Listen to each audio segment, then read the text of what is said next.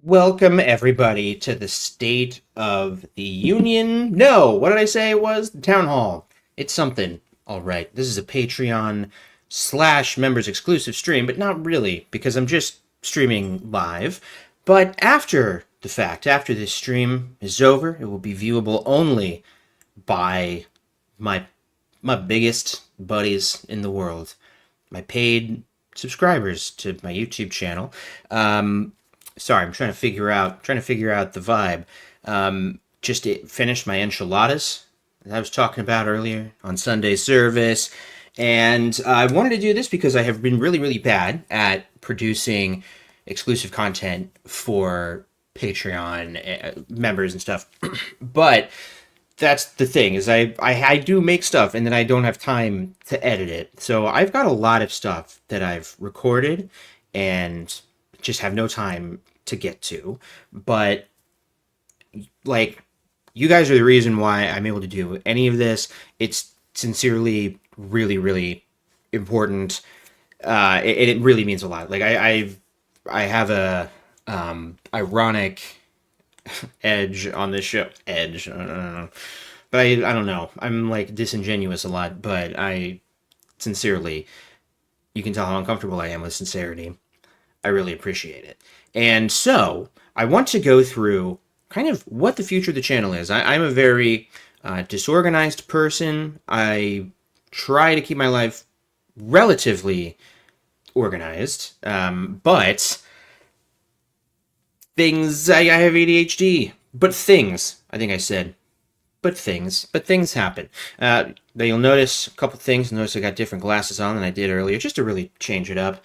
You might notice that I've got, some acne. It's because I drank soda. I'm really not supposed to do that. Makes me break out. So please, thoughts and prayers during this difficult time. Um, and really, if you're just joining us, this is real chat. This chat is so real that I can put up your comment on screen at any time. And so what I wanted to do is really engage the community with some of the stuff that's been on my mind as a creator. I know that seems a little weird, calling myself a creator. I just had an existential crisis. Because you know what I realized? Jehovah God's a creator, not me. What am I talking about? Throats and thoughts and prayers or throats and pears. Okay, I do. I edge you with sincerity. That's exactly right. It's like an episode of 30 Rock. You think it might have an unironic conclusion, but it's like, nope, sorry, that's not allowed to happen on that show. God, mommy. Okay, so this is going to be a hangout stream, really. If you are watching this because you thought it was Sunday service, it's not. Sorry, that's on. Just click back to the previous stream on the channel, and you'll find that. And it was a good one, I thought. One thing that I felt about that was it was good to do a little bit of news, but have a main topic to jump into. I would like to get back to having a more definitive news section, which means I need to make sound drops. But I've got a few things on the agenda, and actually, maybe here's what I should do. There's a little post-it notepad right here. Got a pen. Let me make some notes here. I might drop some polls in the chat. Pokemon Go to the polls, we like to say on this channel. And also, I might drop a link for people to call in, like a real town hall, where you can get up to the microphone and state your opinions. What kind of ordinances do we need to pass on the AltWorldly channel to achieve our goals of 10 million subscribers by the end of next week? That's, some people say, unreasonable and probably doesn't make any sense, but I say, stop limiting our potential. Hey, fucking Michelangelo, put down your paintbrush. Stop painting the Sistine Chapel. You'll never finish it in time. That's what I hear when people tell me we can't reach 10 million subscribers in the next 10 minutes. We can achieve our self goals. That's absolutely our own goals. We learned about with David's plan. Okay, so one is live streams. You might be thinking, hey, you should have written this down beforehand. Yeah, I should have written this down beforehand. Weird that you mispronounced it the exact same way I did. Okay, so live streams. the other thing is upload schedule. Thing is community stuff. And also, I'm going to do some and writing stuff like off camera shenanigans that's going on. And then we will do shenanigans. Speaking of which, gamers and goofing around. Make sure you burped your bags. Hey, appreciate it, Jordan, fellow base Sigma. You finally made it to a live stream as it's happening. Now, is this my dear friend Autumn, or is this just a different Autumn? I just realized, wow, if it's not, how insulting to the other Autumn. All right, let's get into this. Live streams. I'm gonna pull this up on YouTube. Oh shit. Here's what I might ask of people if you want to be a voter, if you want to be a member of the voting public. Having more than one poll on different feeds at the same time is actually kind of difficult. So I'm going to start a poll just on the AltWorldly feed. It's quite a process, I'm realizing now. Sorry that you have to see this side of my face. Oh my god, it is my dear friend. Okay, let's start poll. Stream highlights.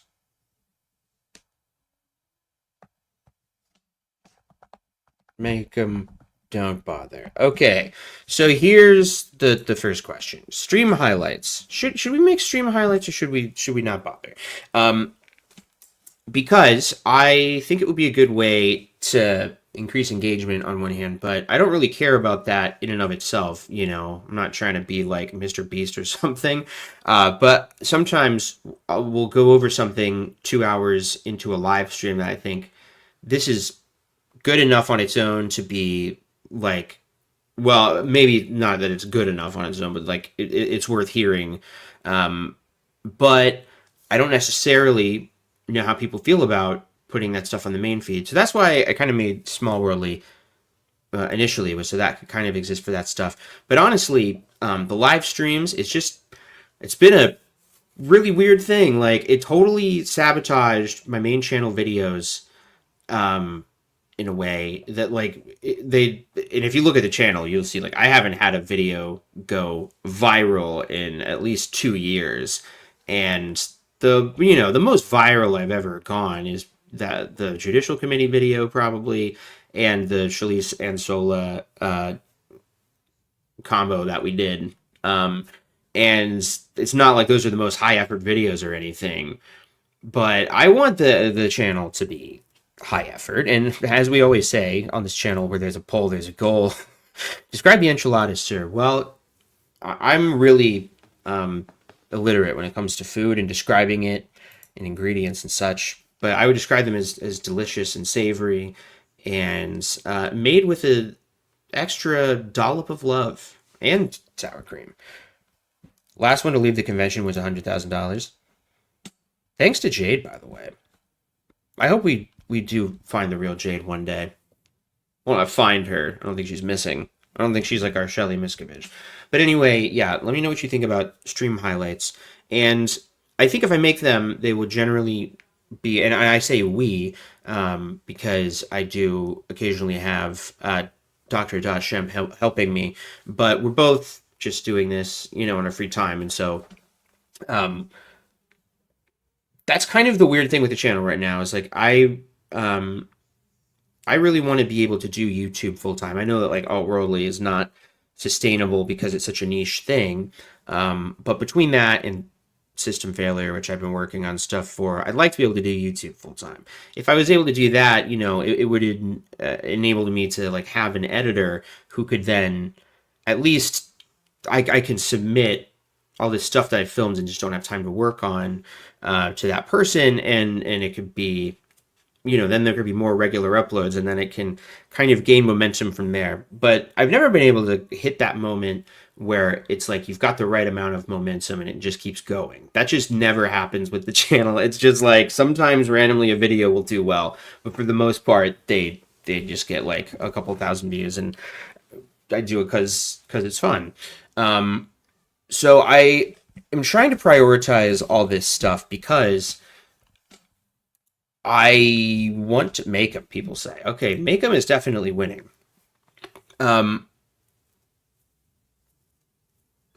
Yeah. So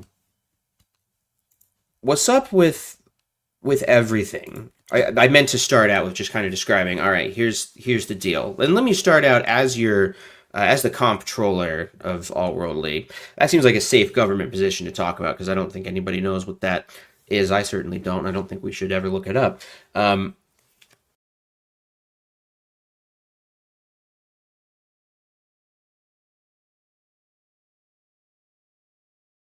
It didn't happen the whole first Sunday service, but it did happen for the town hall. I'm so sorry. Why don't you make clickbait videos about Jehovah's Witness cringe cartoons? Yeah, you know what I should do in those videos is I should take stuff that AltWorldly said and change one or two words. Wait till here's what I think. If I want to go viral, I should find somebody who's less popular than me, but who has,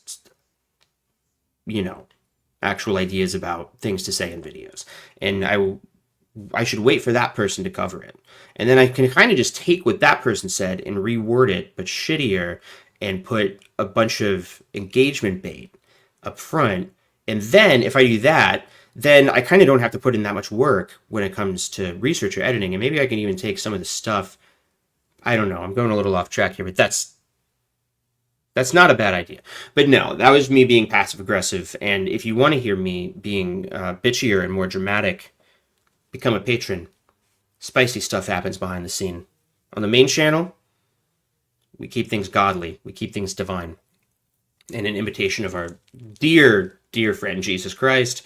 Okay, so what's happening in my life right now is, or maybe let me start at the beginning. I was born in 1992. Smash cut to around 2020 when I started the channel. I guess I could figure it out. Let's look at when my first video was uploaded. Make'em is running away with it. I think there's really no need to hold out any hope for the rest of it. But maybe some of the smaller districts in Wisconsin are still, I don't know, uploading their votes directly to Starlink or whatever happens. My first video, and let me tell you something, YouTube's interface, it just keeps getting better and better. It keeps getting more and more easily navigatable. I'm never confused about where my own videos are on my own channel.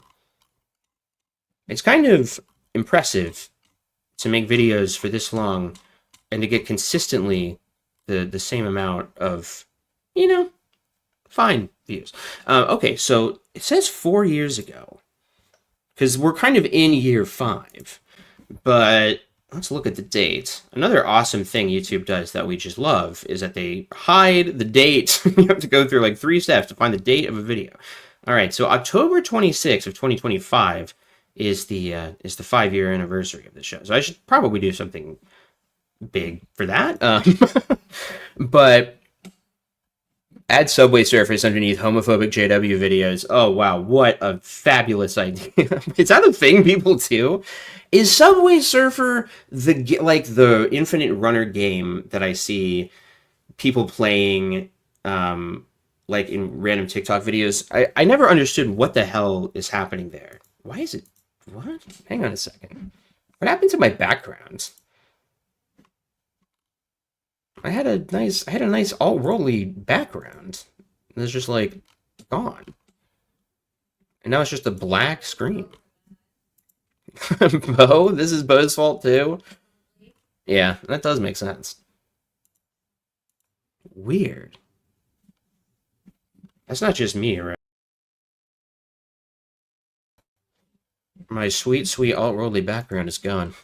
God damn it. Okay, okay. That's not that's not a bad point. Now listen, there's no question that the live streams are incomprehensible and full of tangents. That's true for sure. But um, all right, so I started the channel in 2020, and I'm still technically physically and mentally out. And back then, I hit a point probably around the time.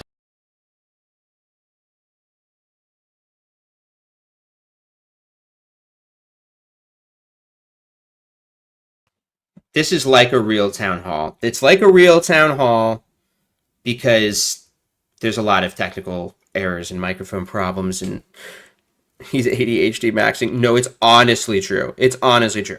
Yeah, timeout. That's right. No, but yeah, I started the channel. I was still Pimo. I think around the time, probably after doing it for a year or two, I had enough patrons where, weirdly, I was making like almost $700 a month at one point, and that for exactly 1 month, which is crazy. And I remember talking to Christina, like, man, if this keeps happening, like by this time next year, I can probably quit my job because this is like half the paycheck I make at my job now or whatever. And then ever since then, it's just basically been a steady decline or plateau, but kind of not. It's also just kind of that like inflation hit. And so I've always had kind of the same amount of patrons, but just less money comes in. So I basically am just like, yeah, AltWorldly. I'm pretty comfortable with it being what it is, because I like being able to make whatever I want on this, and I like our little community, and we all kind of have the same sense of humor and stuff. But I do just also want to. There's some stuff that I wish got seen more because I think it's good. So where possible, I want to grow the channel, but I mostly care about uploading consistently, just because I actually like making stuff, and I generate more stuff than I'm able to edit and get out there. And that's mostly because I'm actually very bad at managing my time.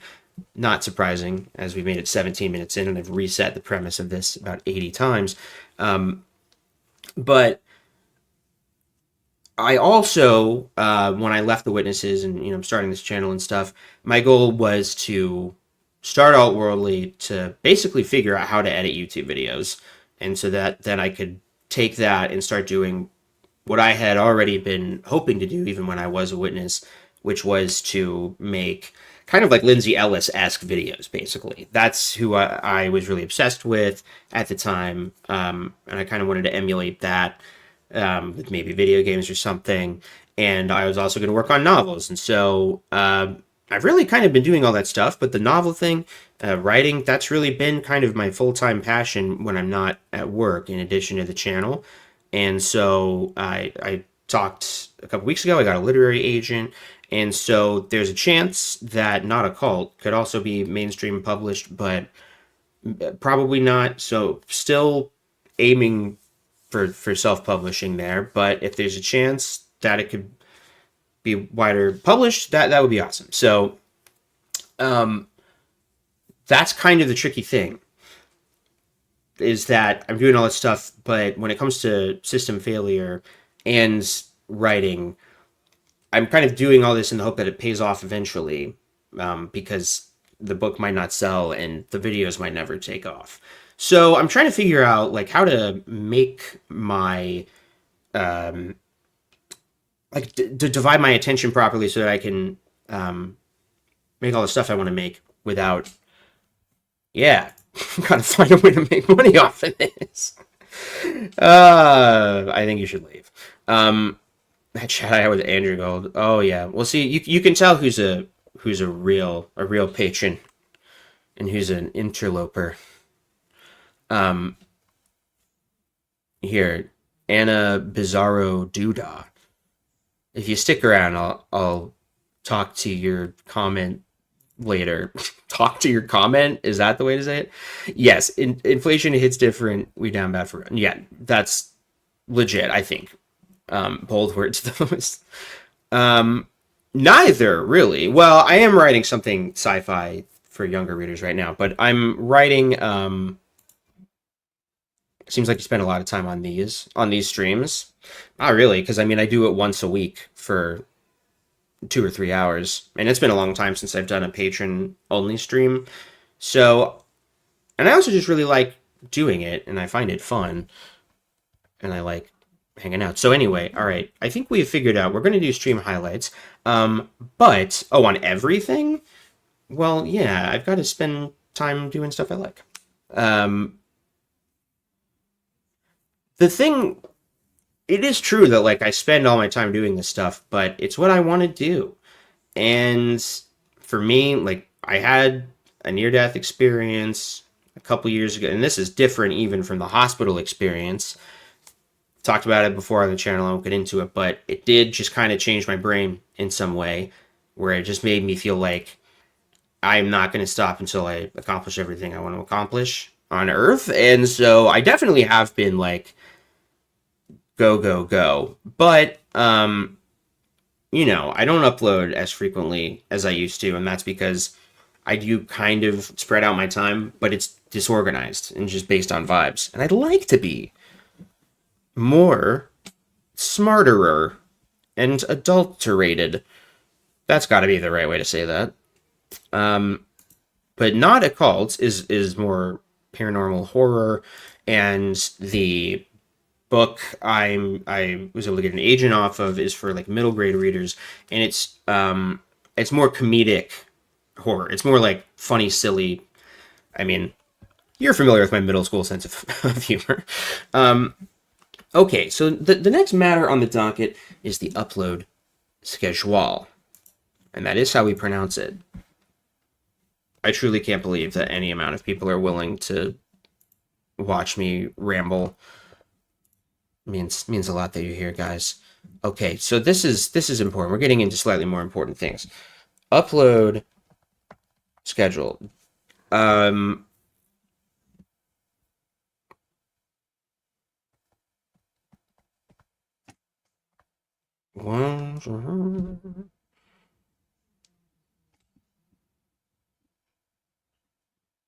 do I want to word this with the upload schedule?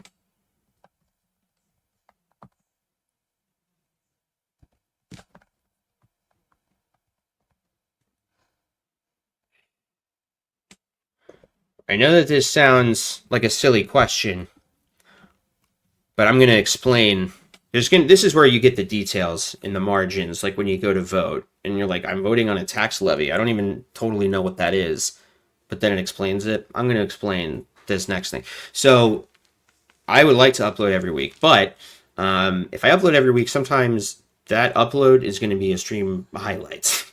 And if I do every 2 weeks, I'll make sure it's like the David Splain video. No matter what, I think I need to make a commitment here and now that I can't, for the health of the channel and probably for the health of society and my brain, I can't upload YouTube poops to the main channel anymore. They get so many less views than the other videos, and I am not going to stop making them, but I'm just going to put them on the poop channel. I've said it many times, but I think I need you all to hold me accountable. If I post, like a Samuel Hurd edit to the main channel, check in and be like, hey, you've been doing great. You're almost about to get your 2-month chip, and now you're uploading a supercut of Toni Morris farting. So I won't stop making them, but I'll put them somewhere else, and they'll probably all stay on TikTok. Hey, Ex-Witness Awake, how's it going? Like the Ellie Sushis. I fucking hate that Lloyd Evans was so popular in this community. It doesn't make any sense, because like everything that Lloyd Evans does is now is considered within extra. I know, by the way, that you're just being silly, but I'm going to take your silly thing and go on a serious dramatic rant so people know that I talk about drama behind the paywall. Like the things that people are willing to say, like, oh, that's just like Lloyd, are just literally things that all YouTubers do. The only difference, like the thing that made Lloyd popular right? And that happened to make him popular, or as popular as he was when he was. Because now, ironically, we probably get similar views from what I hear. I don't like follow his channel; he's muted, but I know he still makes stuff, and I like he just happened to start making videos right at the time when JW Broadcasting hit. Like he had a few videos of him just vlogging, and then JW Broadcasting happens, and all of a sudden he's got video stuff, right? But all he started doing that was different from everybody else is he just took it seriously the way that every other YouTube niche takes it seriously. And there caused a lot of resentment between kind of, I don't know, what I kind of call the congregation commenters of kind of the more conspiracy side, XJW, and Lloyd, who is just like, I'm going to be a YouTuber. This is my YouTube channel. But all he did is stuff like, oh, if I have a long video, I'll post short clips of it so people don't have to watch the full thing. Super normal. I'm going to start a Patreon. Super normal. I'm going to do live streams and get super chats. Super normal. But all of this, everybody thinks this is like some toxic thing that Lloyd did. And it's just like, Lloyd was a toxic person. Maybe he's better now. I don't know. But, I think that was what would happen is he became a little toxic and insular and stuff. And that is why people were mad at him. Not because of the YouTube stuff he was doing, but because of just how he was being, I think. But I want to see Hugh and Lloyd and Jake do a video. Hey, listen, if he came to the light side of the Force, I believe in redemption. I'm a Star Wars fan. Too many channels, just me went for poop. Well, it depends on what you mean. Like, system failure is not related to this at all. It's like I'm making videos about, like the video that I'm working on right now is about The Sopranos. Like, obviously, that wouldn't have any place on either one of these channels. It doesn't have anything to do with Jehovah's Witnesses. Like, my goal in life was to write, like, video game reviews and, like, to write for pop culture websites or magazines and stuff. So that's, you're not counting system failure. Yeah, exactly. So that's kind of why that channel exists. And then, but you might be right with the live streaming channel. I mostly did it because every single channel seems to do it, but maybe you have to already be like super mega successful. So we might retire it for a little bit for the time being. Set it aside until we're, we can justify the way FD Signifier has his B-Sides channel and H Bomb Guys as a streaming channel. Maybe I tried to big time myself too fast. I don't know if that really made any sense. Thanks, man. So the Tony Soprano video, not that anybody cares, but I'm just rambling.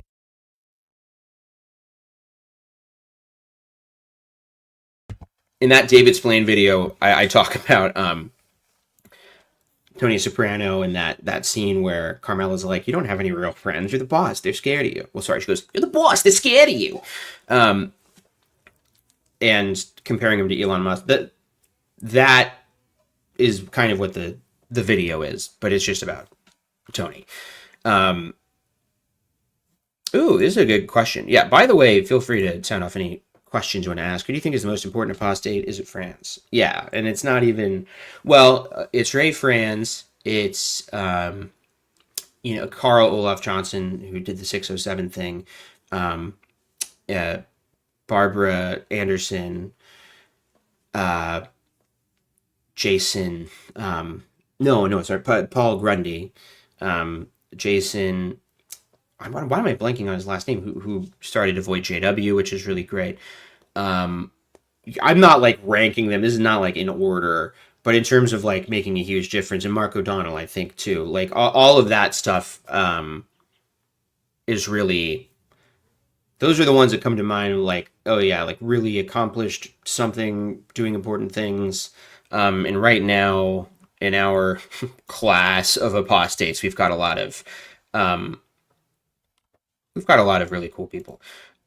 Yee, good point. Jenny B says, I personally enjoy when you do interviews and have mini interviews in your call-in show. Yes, so I've got some interviews banked, and I think I'm gonna try and make like April interview month or something, and kind of like release one interview a week because I and Christina mentioned what a great month to do interview month because it's really Christina month because it's her birthday on Wednesday. So if you what better gift could you possibly get Christina than to subscribe to her husband's Patreon? No, no, no. I'm directing people towards AltWorldly because that's where I've got the polls and everything. Yeah, Yadford Nielsen.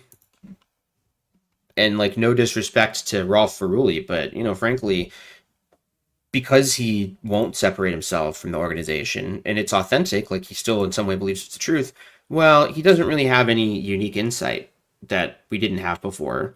And the stuff that he's bullish on is kind of weird because it's like he's arguing for this debunked thing that nobody believes in, the 607 thing.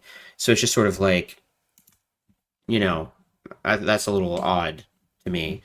No shade to him. He's done really good work in Norway. He's a really good guy and his book is good, but I don't think it just wasn't like groundbreaking or anything.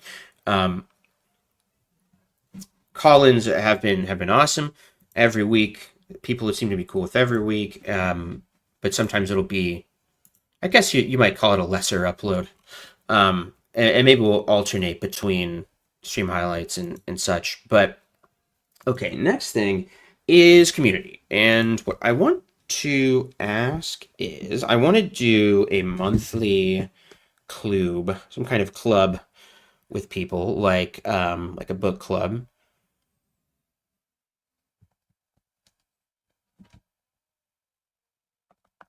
You be interested in a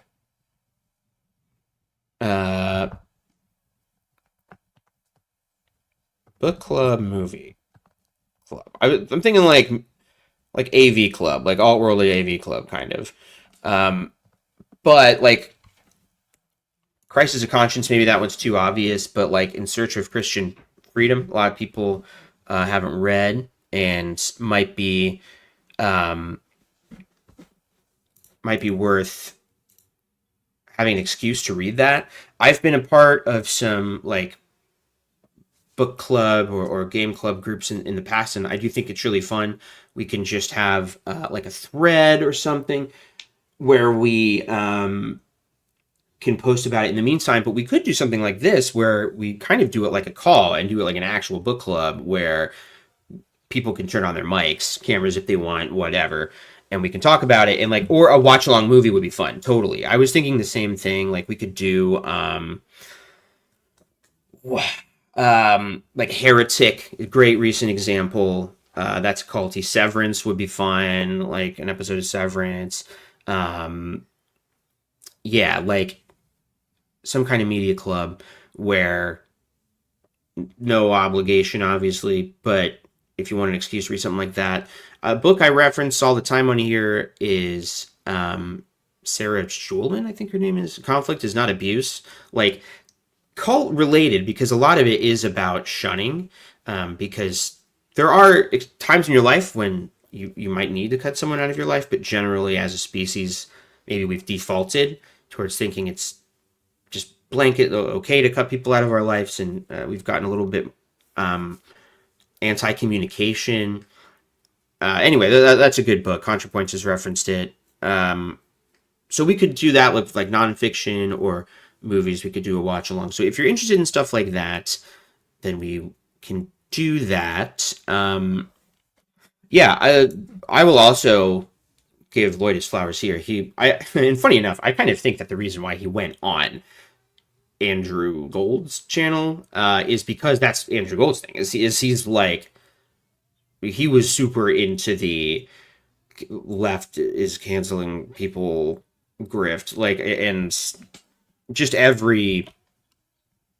he would just do what Tim Pool was doing every week, basically, is what he was doing. And so I kind of thought that's what Lloyd was trying to do, but he didn't. And from what I can tell, he hasn't become that kind of person, which is more than you can say for some of our friends, our fallen comrades. I totally agree. I think it's easy to avoid Christian freedom because you're like, oh, what is this going to be a book about how Christianity is amazing? And like, there is a little bit of that, but kind of not that much more than Crisis of Conscience, if you can believe it. Somebody asked, since we're doing drama as well, somebody asked if Kim and Mikey are kooks, which I will not comment on. I will not comment on the kookiness of real people, but as far as what's up between them, my casual observation as somebody who's, well, Mark doesn't really have a channel, Kim and Mikey do. Well, Kim and Mikey clearly want to be as respected as Mark is, and they aren't. And they're jealous of him, and so they are also conspiracy theorists, and so they make up conspiracy theories about him, and that's what it seems like to me. So nobody has to be fans of anybody, but like that's what it seems like they're doing to me. Yeah, Penton, I'm really sad that I never got to talk to him at all because he's a really amazing apostate, and I'm glad you brought him up because that would be a shame to forget him.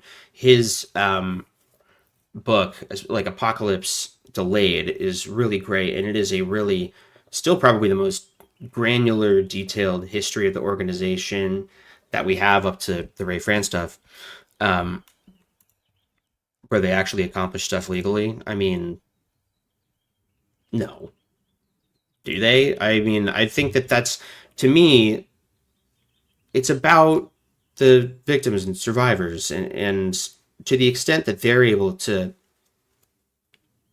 get stuff done, that's great. And I do think it's good that they talk about that stuff.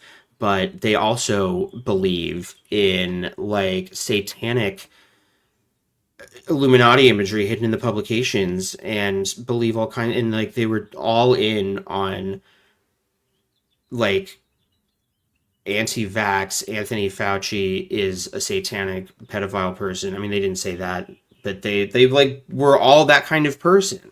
Like, and this is my thing. Like, clearly on this channel, I'm just kind of going for my personality is the videos, and if people like, I'm not really aiming for professionalism a lot of times, right? But I think that Kim and Mikey are aiming for professionalism, and they're like baffled that people don't take them seriously, but they just, they don't act professional, but they want to be seen that way, and like it frustrates them. And to me, I'm like, well, then you either need to not talk about crazy unfounded conspiracy theories and get stuff wrong all the time, or just accept that you're doing your own thing and Mark's doing his thing, and it's never going to be the same. And like, yeah, like Fearon's worse. He's QAnon guy, but they're all in this weird pocket of like aggrieved conservative Jehovah's Witness. I mean, you got to understand that like the fundamental backbone of conservatism is, how dare anybody be getting more popularity than me at any given time? Isn't anybody thinking about what's going on with me? Like, and it all comes from a place of insecurity. Like, this is the kind of thing I say on this show that, I'm not surprised when Netflix isn't banging down my door. Because, like, anyway. Spirituality. Is that what I said? Did I say that they had an opinion on spirituality, or did I say they insist that there are Illuminati occult images hidden in the publications? I mean, that's a very interesting switcheroo, but that isn't what I said. They're trying to catfish me and gaslight me and all sorts of things. Oh, Exodus Wake said he wants to collaborate on writing. Sorry, I'm just now seeing this comment that I have pulled up the YouTube feed. So people are on board with the book club, movie club thing, which is good. And then, okay, this is actually a big question.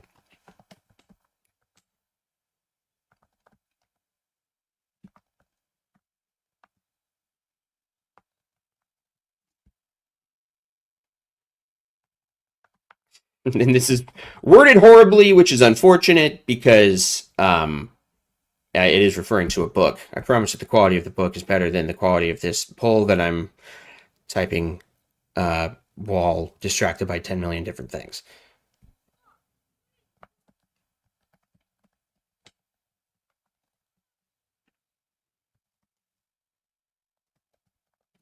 All right, so this is a question regarding what people want with not a cult. I mean, these are folks who are my biggest supporters and who have like been updating on this book. So I just started a poll there, and it is basically to see like, okay, so nautical is like all outlines and done for the most part, but it isn't. Like the first half is very polished and done, and I could release it probably in a couple months after I actually have some editors edit it for grammar and stuff, and get the formatting done on Kindle or whatever, and I could release it, and it's probably 40,000 words or so, 45,000 words. So, like it's a full length novel, basically. It'd be a little short. But that would be part one of Nautical. It's kind of like broken up into parts the way books are sometimes. But this book is like, it's a novel, and there's a lot of pages. There's a lot of pages, and to release the full thing and get the full thing edited, it's really long. Is what I'm saying. Not too long, but long. But to get it down, like edit it down, and do all that kind of consolidating stuff, it would probably take till either fall of or winter of this year or early next year. So what I'm having people vote on is like, should I release part one and kind of,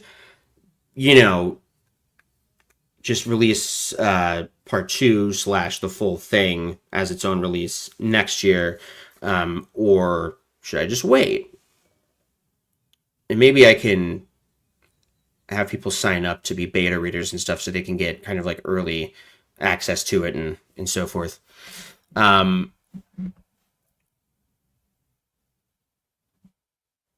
nice. Well, here's what I will say in terms of collaborations and stuff is, because I am busy with like my day job and now this like literary agency thing, is my time is limited, and so like collaborations have been hard. Like scheduling these interviews, I've got a more limited window when I can do it. It's hard to line up people's schedules, but yeah, I have tried to do this.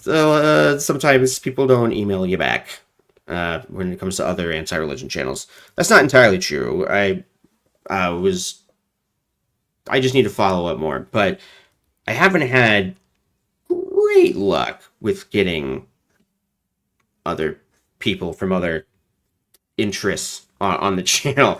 Like, all the people that you're fans of and that I'm fans of, I've asked, and I just don't hear back from them. And it's probably because my channel is really small compared to theirs. Oh my god, how dare he! Doesn't he know that I invented this? Maybe do games that were banned when you're at JW. Now that is a good idea. And Christina just yelled that it was a good idea too. So it's good. That's great. All right. That's excellent. Okay, so because I really do need to be like, and this is a constant thing, I need to figure out a way to game on the channel. I'm very technologically inept. Oh yeah, by the way, I mean, have you just not watched the video that I made about this specifically? What do I think about his idea of having an assembly for ex-witnesses? Um, I don't. What? Yeah, how do I feel about that? I mean, I think that would be like XJW get-togethers are super cool and fun. We've done it. I think it's weird that, I don't know, like a convention, the thing you don't want to do is replicate the feeling and structure of an actual Jehovah's Witness convention. Like, you don't want all of these cult victims who escape witnesses to go there and feel triggered that it's like a JW assembly. The challenge with all of it is that actually Jehovah's Witnesses are like not united on all of this stuff, and some people do things that I find to be like actively detrimental to our cause, and so I think when it comes to like organizing protests and stuff, that's what organizers run up against is, well, this person wants to organize, but this is the kind of person like they want to cause a ruckus inside the kingdom. I don't want to do that. I don't believe in that. So then, those people are fighting. And so I think that it would be challenging to do an assembly, like if you're really trying to have 800 people there or something, that could be tough. I'm super into this idea of streaming like Satanic Panic games. That's a great idea.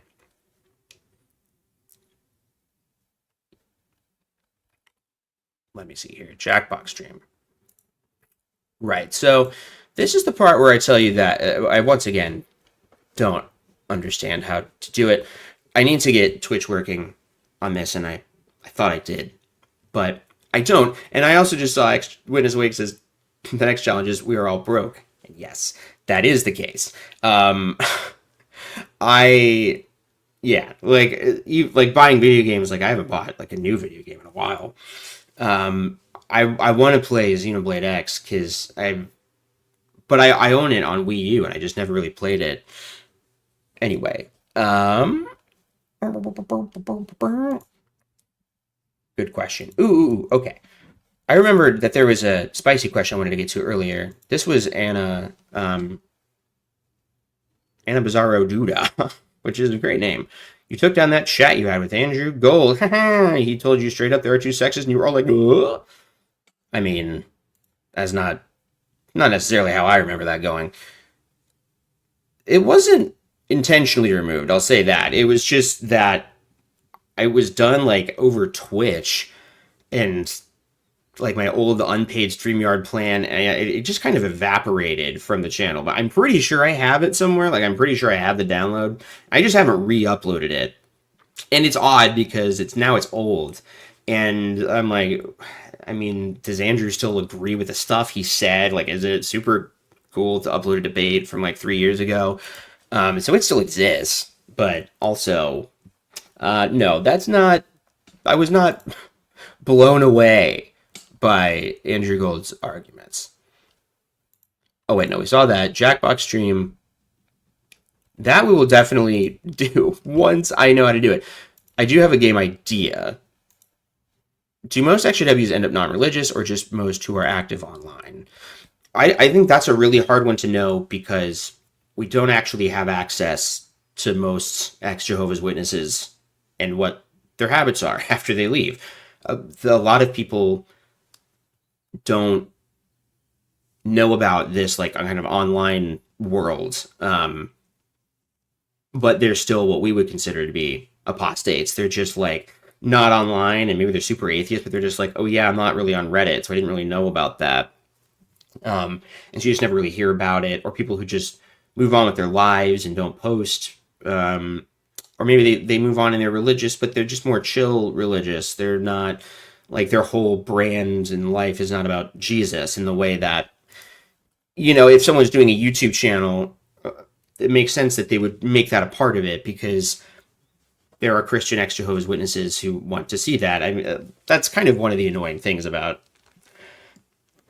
on the Reddit. There's always like Christians acting like, why are there all these atheists? And it's like, there's so many Christian XJW channels and Facebook groups, so many. You just have to search for 2 seconds and you'll find it. And, I think I'm always a little surprised when people end up in that direction. But I guess knowing what we know about cults and conspiracies and how they work, we really shouldn't, because you're more likely to believe in unfounded claims if you've believed them in the past. And I know that's like mean atheist stuff, but I guess I'm thinking of like evangelical, biblical literalism kind of Christianity, which I don't know. And by the way, I don't even know if Kim and Mikey are Christian, because I know I've heard them kind of criticize some Bible stuff before. So I might have lumped them in there inadvertently. Yeah, exactly. And I agree with what Dr. Shem said here. Anti-religious is not helpful.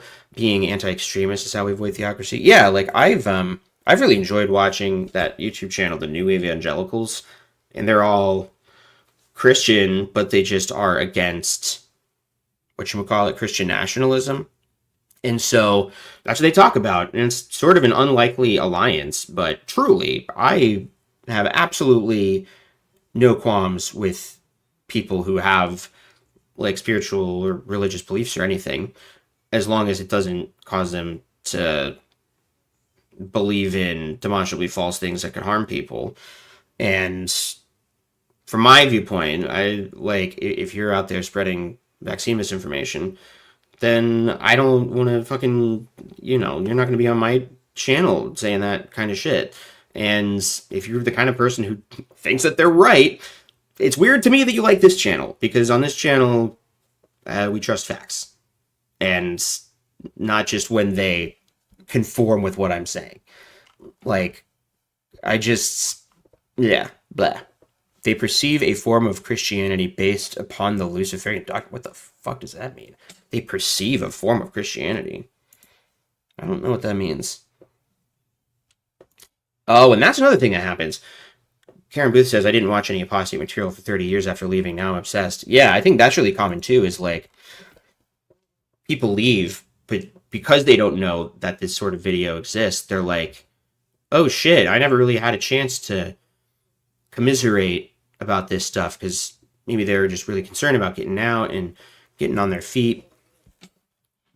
Do I check out Bible scholars like Bart Ehrman? I did when I was first deconstructing. I'm sure you can just sense it in the like direction of the channel, but I don't know. Once I stopped being a believer, I just stopped being interested in the Bible altogether. I think because on a practical level, I like to read, and it does feel like a waste of time to read the same thing over and over again. And also, for whatever reason, just my hyperfixations, I haven't been in that mode where I've been interested in that stuff. But I do find it interesting. Yeah, Myth Vision I don't really watch, but not for any reason. I know I've seen videos of theirs before. I think I'm a subscriber, but I don't really know much of the makeup of their content. It's a complex system involving a path of Venus, and when Jesus said he was Lucifer in the Bible, and that's what they believe in, and they're a little confused as to why people think Mark O'Donnell is a credible adult, and maybe they're saying some things that are embarrassing for their supposed cause. Like, yeah, that's why it's like that. But I mean, they get more views than I do, so it's all on a spectrum, whatever that means, or whatever that had to do with anything.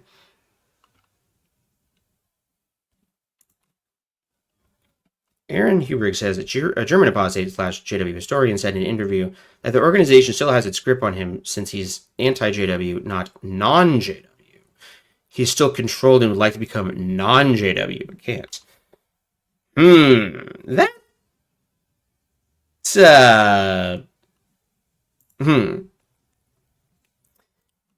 seems like a semantic, somebody getting really caught up in some Jordan Petersonian, let's really think about the prefixes of all these words and stuff. Like, yeah, if you think that you're too focused on consuming XJW content and that's unhealthy for you, then yeah, you should, consume less. But you're never going to be a person, like, okay, if your dad dies, you're never going to be a person who just doesn't care about the fact that your dad died, because that's grief. And that's just going to, in some way, impact your life from time to time. You went through a traumatic experience. That's a part of you. It's scar tissue. And so some people take the Babadook approach, which I guess is this channel, which is like, you got to kind of take care of your pain. Otherwise, it will become this monster. If you ignore it and pretend it's not there, then it'll consume you. But some people don't do that. They do find a way to just kind of not think about it at all. But I think that, like, you're never going to be somebody who never thinks or cares about Jehovah's Witness stuff.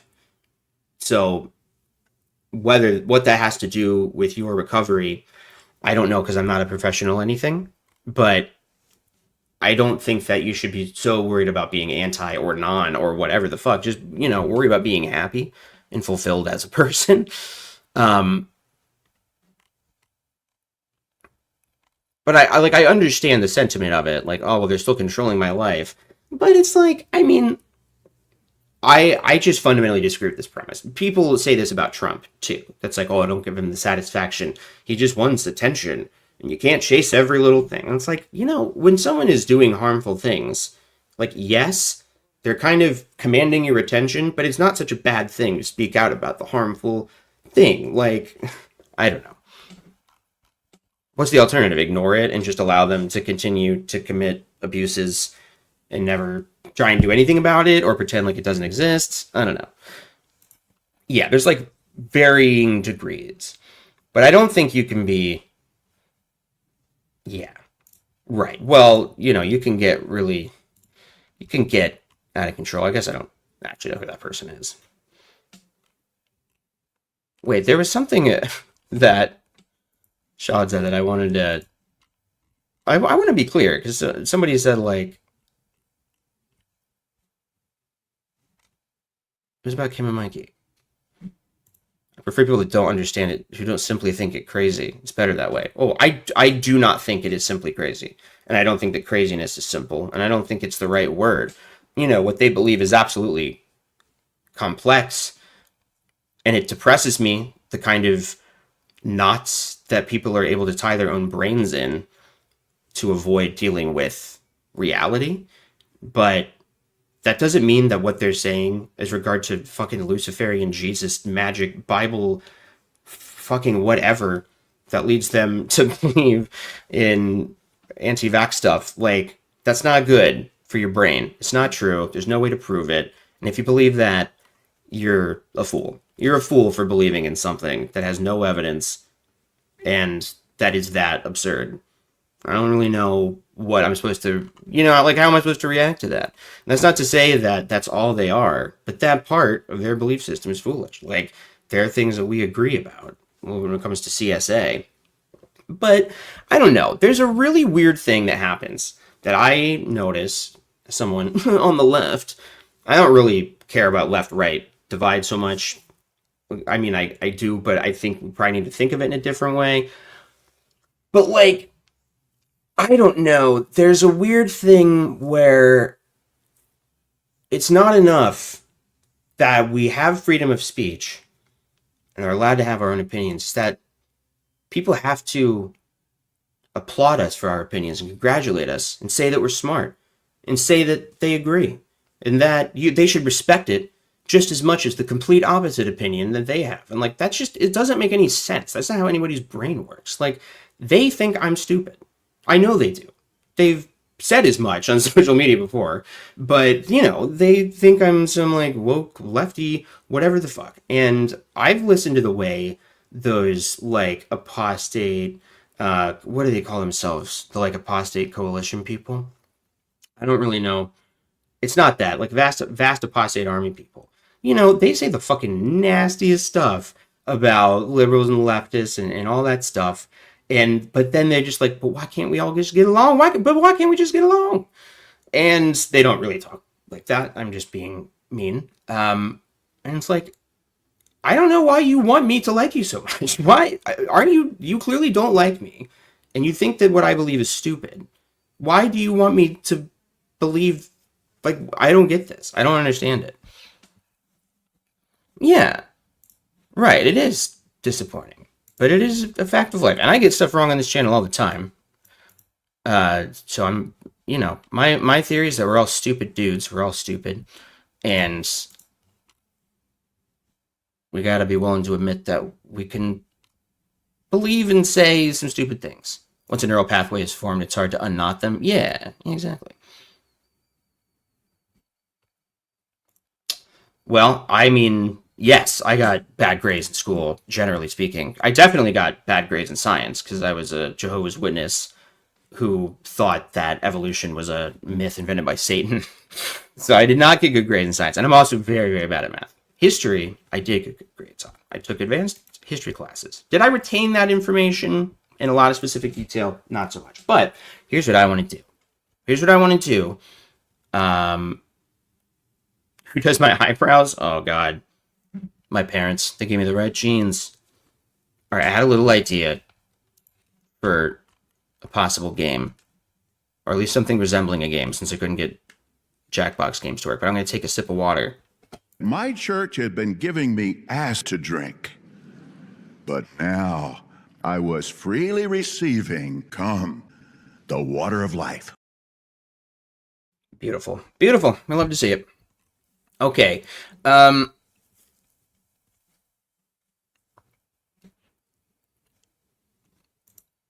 Did anyone start believing in evolution before waking up? Yes. Yeah. I think I just started to be like, I think I just need to not think about this. I agree. I think history is the most important subject. I've been reading a lot more history stuff since leaving because, my reaction to waking up was like, oh my God, I'm such a fucking idiot. I don't know anything. I don't know anything about anything. And so I've just felt like woefully undereducated and underread and underinformed about stuff. And so I've just been trying to learn a lot. And like history and reconnecting with that is probably... Wow, I'm confused about sis. You should have been a detective. Is this a Jehovah's Witness calling in? I was going to invite people in to call because you know what I think we're going to do? I have a thought of a game, but it honestly isn't a game so much. But I think we might be able to form a game in real time. So if you want to call in, by the way, there's a link in chat. You're an XJW. Okay.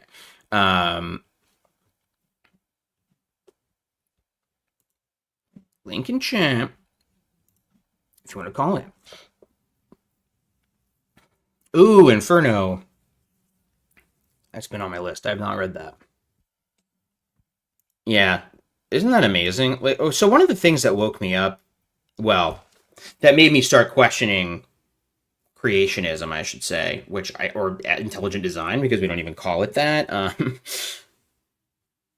But just hearing casually on like a podcast or something, atheists making fun of Christians and making fun of stuff like this, it made me think like, oh wait, other people think that's stupid? I thought that was smart. Why do they think it's stupid?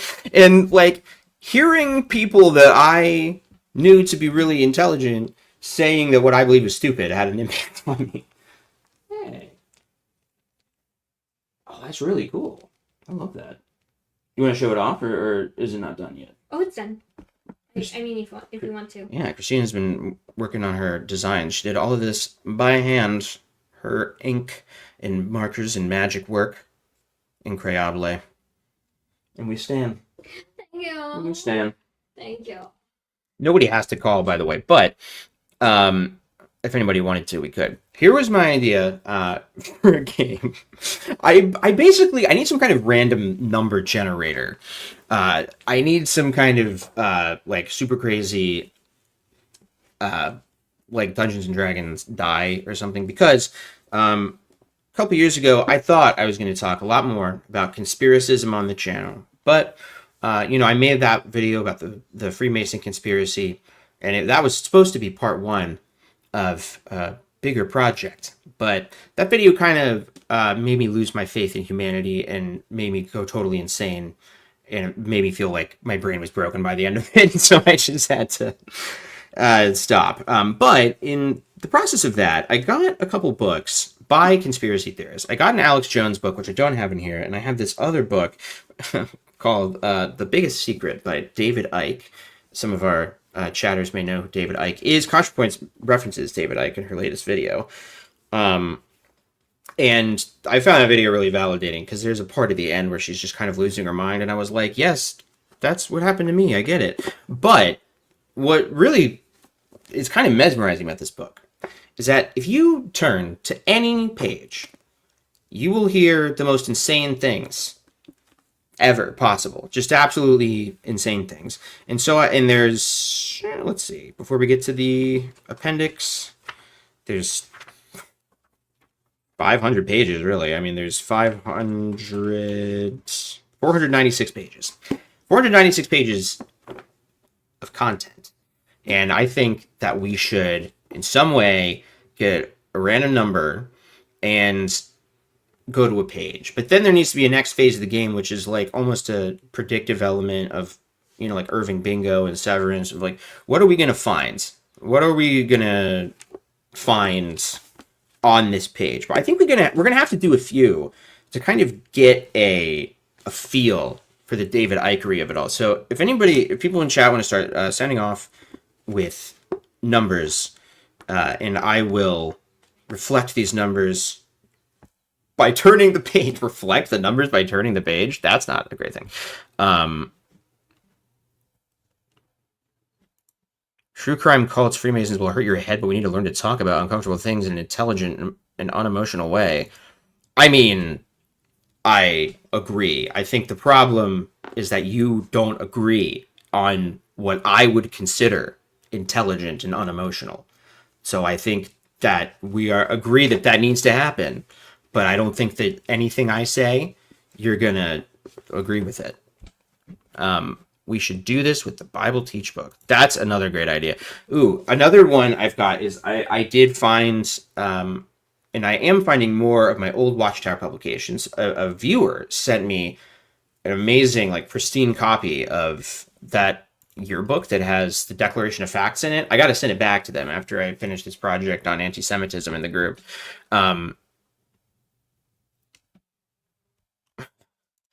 Thank you. Nobody talked about the stonecutters. 12. All right. In solidarity to Sis, you should have been a detective. I'm going to go to page 12. And this will kick us off. I mean, and I think you're smart to pick 12 because that is early in the book. And now we will have a sense of what is said early in the book. Ooh, okay. We need to do another thing because there's so many words on this page. I mean, look at this. It's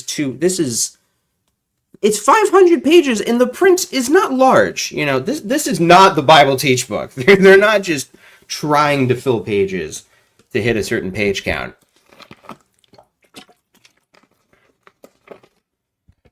So we need to have some kind of way to, like, did you ever play that game as a kid? Like, you play MASH, and in order to do the random number generator part, you, like, draw a swirl and tell somebody to stop, and you count the number of rings, or you, like... Did anyone do stuff like that? Okay. I'm going to start with 12. Here's a sentence. Here's a random sentence. These cycles are therefore very... Oh, wait, no, he's, like, British. Maybe we should get a sense of what his voice is, but I'll just start with generic British for now. These cycles are therefore very different as the planet is bathed in positive light for 13,000 years, and then moves into the darkness for the next 13,000. This fundamentally affects the energy in which we all live. Interestingly, it was 13,000 years ago that the Golden Age would appear to have concluded in cataclysm and conflict, and today, with a 13,000-year cycle of darkness reaching its conclusion, there is a rapid global spiritual awakening, and incredible events await us in just the next few years. We are entering the light again. So there was a fantastic cataclysm around 13,000 years ago which brought an end to the high-tech civilization of the Golden Age. But was it the only one? The evidence suggests not. So he is, if you didn't follow all that, he is indeed saying that they're, kind of like Russell was saying, like, oh, the end of this, like, Jubilee cycle of human history is happening. And David Icke is essentially saying, oh, there's some cycle, 13,000 years ago, a thing happened, and now we are 13,000 years later, and there's other things happening. This kind of numerology I play with and not occult, by the way, because I do find it fascinating, even if I don't think it's true. Now, by the way every conspiracy book starts to talk about craziness and dismissive people as crazy. Every book about every conspiracy theory, and you'll remember that Fritz Springmeier book started the same exact way. It's like, first, they're going to acknowledge how insane this is. Crazy? There are many who will dub me... Wait, he's not British anymore. Crazy? There are many who will dub me a nut for what I have written in this book. My reply is, today's mighty oak is just yesterday's nut that held its ground. So he's very brave. This is a very brave book. Now, the kind of unfortunate thing about this is, when was it written? 1999. So it is now 2025. His math appeared to be off. He was very wrong about everything he said. But okay. 222, repeating numbers, spiritually significant, of course. 222. Someone said Chris Martin. Ooh, 1950s. Well, I have to do a 1950s voice, all due respect to everybody here. This is page 222 of The Biggest Secret. It was such a secret that it's not in print anymore because they made a bunch of false predictions that didn't come true. In the 1950s, yet more confirmation of how the First World War was manipulated was revealed by a U.S. congressional investigation into the tax-exempt foundations in the United States, like the Rockefeller Foundation, the Ford Foundation, and the Carnegie Endowment for International Peace, which the investigation found was manipulating war! Another thing to watch. The Brotherhood name organizations in a way that leads people to believe their aim is the opposite of what they are really there to do. For instance, if you want to run drugs without being suspected, do it through an anti-drug agency. If you want to destroy land and kill wildfire, do it through a wildfire protection agency. If you want to run a satanic ring, do it through the Christian church.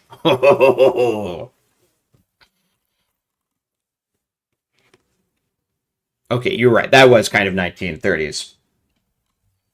Do you know Gnosticism? Yeah, I do know a little bit about Gnosticism. I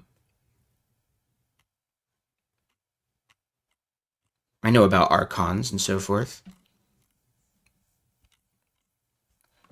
Let's go to page 17. I believe Naughty was next, or Natty. Natty Light over here, suggesting 17. All right. Ooh. This is good. So I highlighted this. I highlighted this section. I was literally reading every page of this for research. Listen, this is a real channel. Did Rick and Hale write this? I mean, I really think that that's what they're setting up Rickon to be. I think that, well, probably more like Jordan Peterson, because he's kind of more like bougie, liberal, pretentious.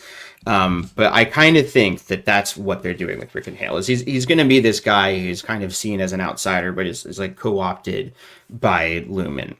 We're getting off track. That's not a spoiler, because I'm speculating on things that might not be true. I know this sounds utterly bizarre, but you need to read the whole of The Biggest Secret to see the wealth of evidence to support this. If you pull out now, or after a couple of chapters because your belief system is an overload, that's your choice, but you will miss the opportunity to see that the almost hysterically unbelievable is actually true.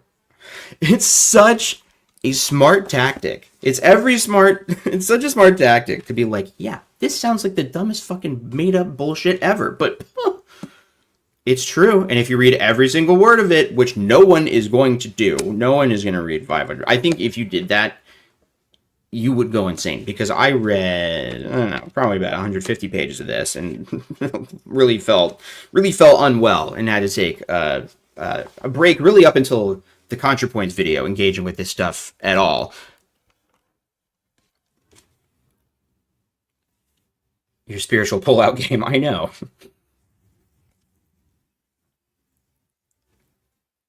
Yeah, every call ever makes that offer. It's like, yeah, listen, I know this is, and it's going to kind of overload your belief system, but you just have to see the full thing. Just finish the book. I know this part doesn't make sense now, but if you finish the Bible Teach book, you'll see why this makes sense.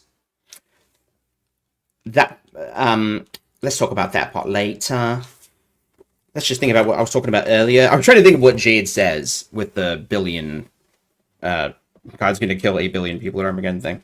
All right, so here's, nobody requested 149, but I just happened to see another highlight on this page, and this is where it gets good.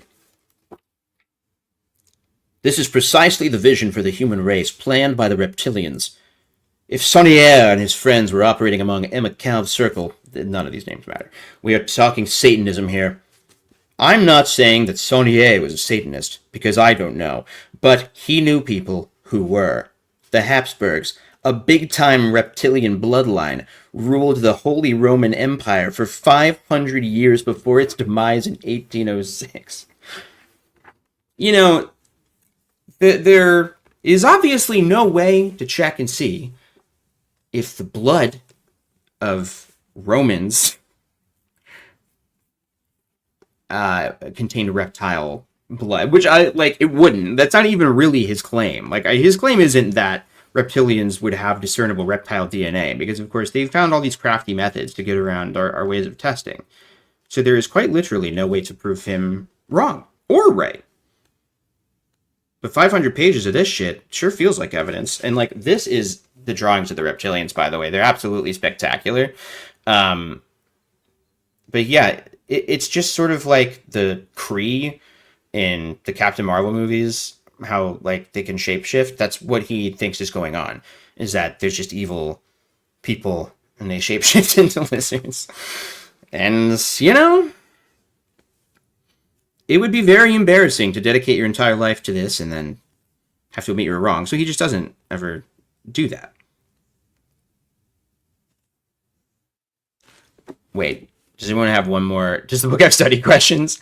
That's a good question. All right, wait, somebody give me another number. We need some bigger numbers, by the way. Does it have study questions? Let me look. I was reading some John Green book. And in the back of the book, there were study questions, like if it was studied in class. And I was like, oh, God damn it. There's goddamn books that had the study questions in the back. I always felt like the author was a little bit of a traitor. It's like, how dare you let your book be turned into homework? Now I guess I might feel differently. All right, we got a caller too. This is going to be good.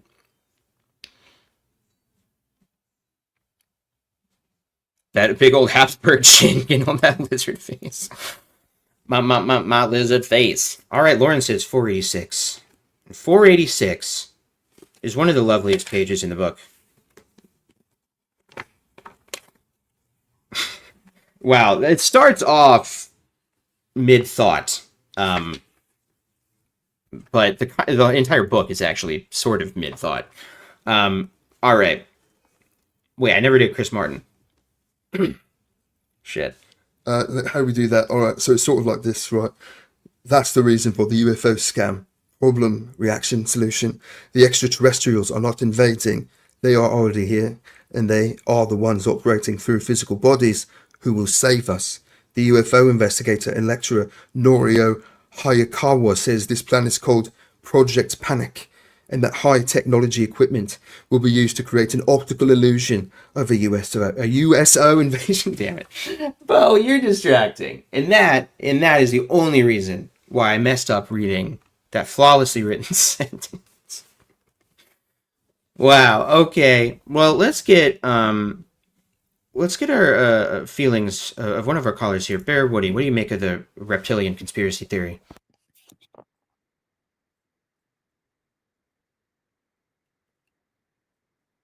I haven't been paying attention to that. Sorry. Oh, that's all right. That's okay. You gotta be. You can be on the stream like the drop of a pin hat, Bear Woody. I don't know what that means, but it's true. Well, I'm long time viewer, first time caller. Yes, sir. I would recognize your profile picture anywhere. Yeah. Well, I was wondering if. Oh, you don't recognize my picture? No, I do. I said I would recognize it anywhere. Okay. All right. Yeah. Yeah, well, I'm Santa Claus, I'm the only Santa Claus out here. But anyway, I thought I would ask you if you've ever heard anyone's story about how they knew they were anointed. Oh, wow. Okay, that's a good question. Sort of, but I think it's mostly just been hearing like YouTube interviews and stuff. Actually, Dax the Scholar, friend of the show, Dax, she did an interview with someone who was in our Discord who went by Mara Fade. I don't know if this interview is still up anywhere, but it's an interview about that.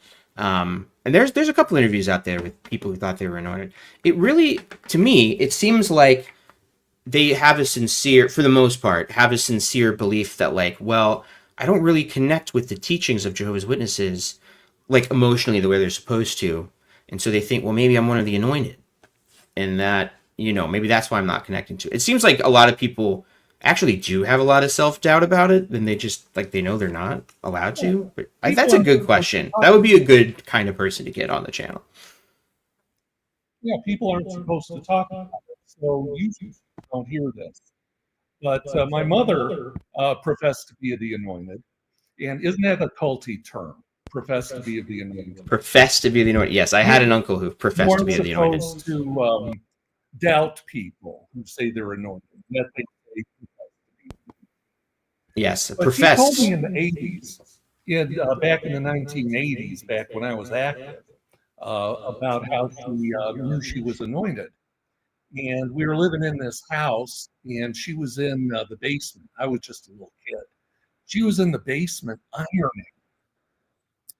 And she said at that particular moment, she felt a tingling at the top of her head that kind of spread all the way down her body. And it wasn't until like the mid 2000s, after she had passed, that I read the first article about ASMR. And And ASMR has that effect on people? well, that tingling feeling that people get Yeah. from hearing sounds. And I realized the sound of the ironing scraping on the clothes and the steam Oh, yeah. probably caused an ASMR reaction in her. That makes a lot of sense. You know, my aunt had that thing, and she didn't assign any spiritual meaning to this, but she would insist that she could like hear the noise that cotton balls would make when you rub them together, because there is like a very slight noise, but that would give her that sensation. That's a good example of why a lot of times when somebody feels something divine, there really is some kind of weird psychological reason why they might have had that sensation. But I don't know. Do you mind if I ask before I let you go, Bear Woody? Have you ever had a like supernatural experience? No, no. All right, me neither. But my mother really went all in. I mean, she became a big fanatic after that. She read all the 40 years of the bound volume Watchtowers that Charles Taze Russell had written. We had like the Oh 5 wow, to 6 big bound volumes of them. And she just poured through those and all the old Rutherford publications. And she just went all in. that's odd. Well, I'm always amazed when people really do dive into the old stuff too. But I think probably when you're new, it is exciting to have this like history of stuff to like dive into. It feels like, ooh, I'm diving into a whole history. Well, one last thing. Ooh. I was wondering, I think you mentioned something a little while ago about happy birthday. Was it your birthday recently? Oh, Christina's birthday is coming up this Wednesday. Okay. Well, I have an idea for something. You can ask Christina for something for your Oh, birthday. That's kind of cool. I know. you have an idea, you said? Yeah, I know you like Lost. I do. Do you remember the episode? It was centric, and he was weaving the tapestry. Wait, say the name again. You cut out for a second. Jacob. Do you remember the Jacob centric episode? Where Yeah, he yeah. was weaving? Right, And he yeah. showed his feet on the pedal, and he was wearing these really cool sandals. And I thought, you know what? I would love a pair of those sandals. And I went That's what I'm online talking and did about, a Bear Woody. search, and there's a place in North Carolina. They have a website, and they advertised it for a while. The same sandals that Jacob wore, they make them. No way. And they're Yeah. like, hey, as seen online. And I let love me that. tell you, whenever I wear them, that confidence. I'm on the bus, I'm on the street. People come up to me and say, "I have to get a pair of those. Where did you get them?" So they're really And kind of cool. do you feel that occasionally, like if you were to touch someone when you're wearing these sandals, that you kind of tie their fate in some not specific way to the island that's never explained? No, but I have wondered if Jacob ever visited me, what he would do to me. Well, I'm gonna have to, just because we've got a couple other callers, and I want to get to our next person Put here, it. I'll put the website. and because you cut out and I couldn't quite hear what you said, but yes, please do email me that website because I And genuinely make sure do you want get to the see one these. with the more firm sole.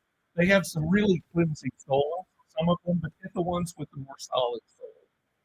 All right, Okay, I love it. Now I'm gonna kick you from the studio, but not. It's nothing personal. It's just it says kick It says kick. That's what the button says, and so it's a little violent, but that's what happens. Now, our next caller here, Little Dark Age, is going to be next on the show. Little Dark Age, how's it going? Hello, how are you?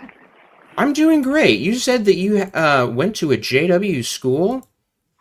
I did.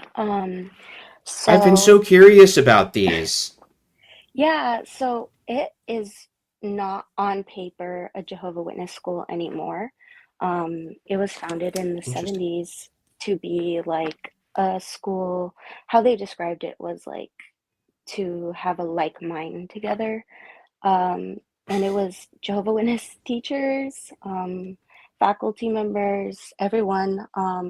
But they wouldn't say it on paper. It was just kind of like a need to know basis between people that went there.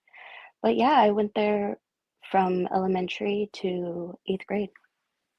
Wow. So this was it in like a building? Yeah, A so field? it was, Sister's basement? let's get into the building. So it's in a building, it was in a building in our downtown area, um, connected to the art school of our town, of our city. And Okay. a crazy thing about it was we would lease out a part of the building to uh, a morgue. So I always To a thought that was, morgue? yeah, so I always thought that was pretty creepy, but That's the incredible. curriculum was pretty basic. They just, whenever we would talk about science and like evolution, the teacher would just kind of be like, off the record, like, we don't really believe this. Um, Oh wow. But they would you know, talk about it then, huh? yeah, yeah, they would give their angle of like the world's viewpoint and then like what we actually learn as witnesses. Um, but what was I gonna say? Oh yeah, so we would do prayer in the morning too, like before our school Really? meetings and everything. Yeah, my uncle was actually the principal of this school for a little while. Wait, who So was the principal? my uncle, Your uncle was the principal? yeah, so Wow. you know, like it's a small pool being a witness. Like there's not many of Yeah. us, and a lot of it is family, you know. So a lot of my Was this in family a members more actually rural know. area or was it No, in more it's in a big suburban? city. It's in a big city. Really? And I won't like get into it because I don't want to like give too much information about myself, Sure, but yeah. are still actually operating today as a charter school. When I went there, it was a private school. That's interesting. That's interesting. So it was understood though, I'm assuming that it was a Oh yeah, Jehovah's Witness school. Like it parents was of witnesses would understood. send there.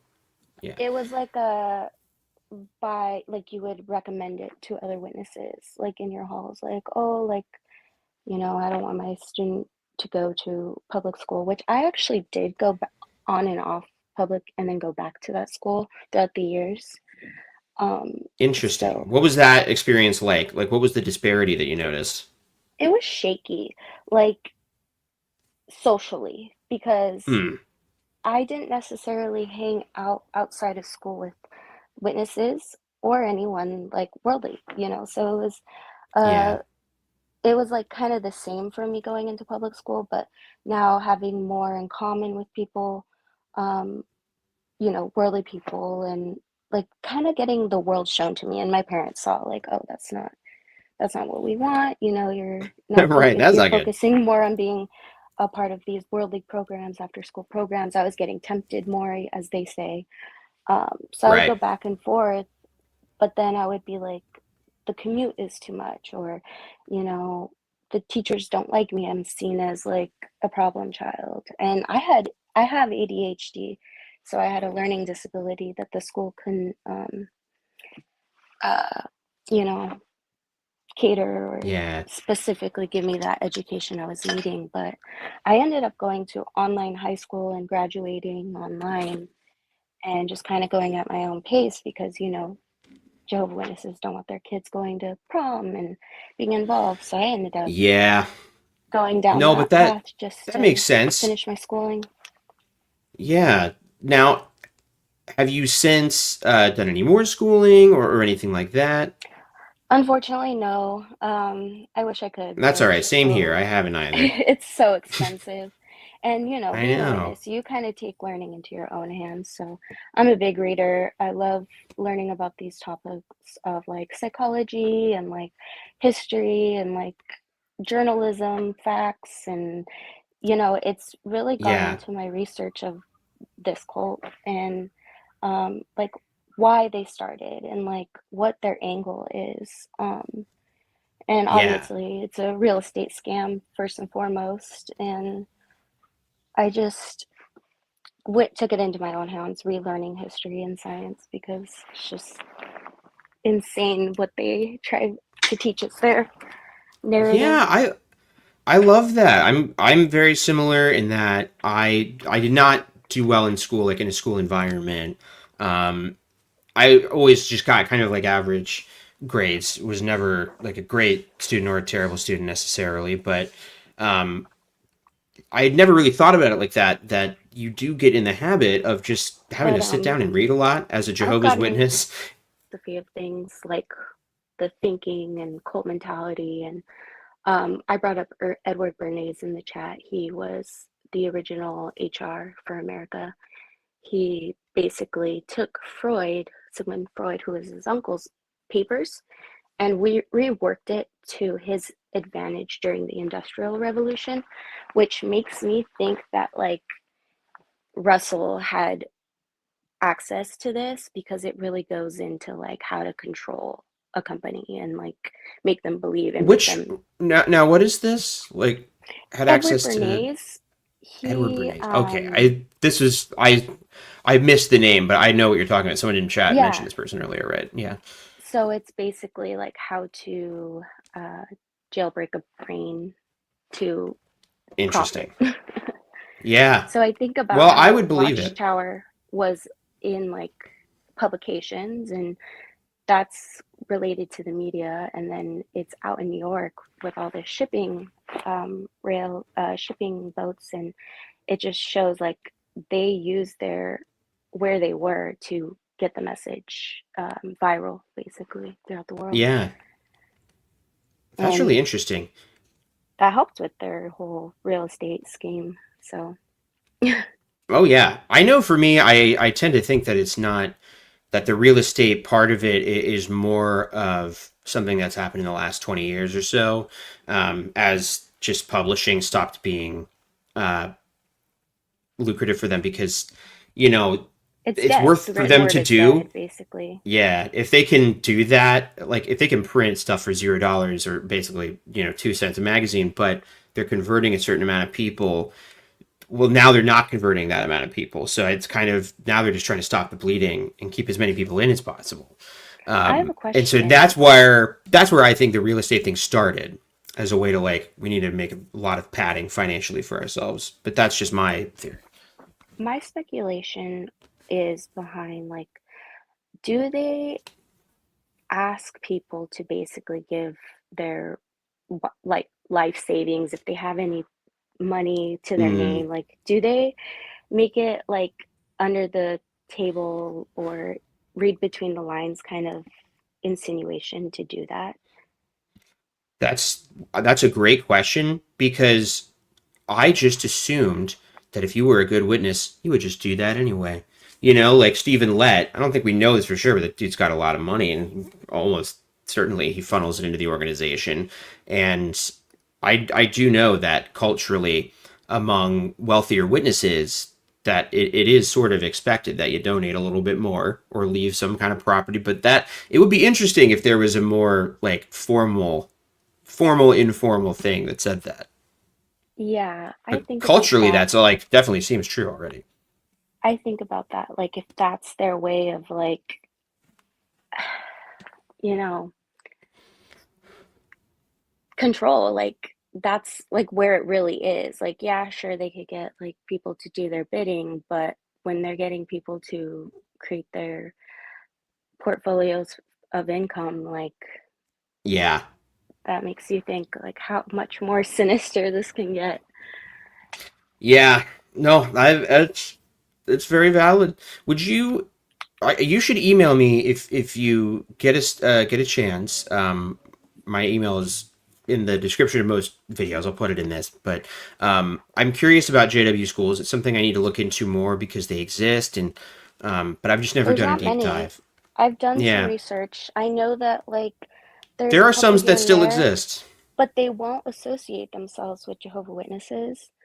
Um, like They're as they're a little nervous to do to be as like an be that public entity. about it. Yeah, but I know that there's like online programs for homeschool kids and stuff, but yeah, I mean, it was quite the experience, pretty rare, especially for a witness, like being so sheltered all your life, and then having that extra layer level of being sheltered and it surrounding your whole world, like being social, and then also into my education. Like, there was never a break from it. I was just like always on being a Jehovah Yep. Witness, 100%. They're always Yeah. watching. No, it's true. Like you're never off duty. Now I am gonna have to kick you off this duty, by which I mean this Awesome. Yeah, stream. no, But I that's appreciate you taking my it's nothing call. personal. Thank you so much for calling I'd in. love to talk some more and maybe like have like a discussion about, the education thing that they go through, just kind of limiting people's understanding of how the world works. Yeah, absolutely. Shoot me an email, and I know I have more questions too, but that would be great. Sounds All right, good. well, thanks so much, little Dark Age. You've been kicked. We're gonna say a quick call. This is gonna be a very quick call. But Queen of Flatulence, our final caller, and one of our finest and best friends on the show. Hi. How's it going, Queen? Good. Yeah, I'm What brings you in? What brings you in today? uh I think it was earlier you were talking about if we knew someone who claimed to be anointed.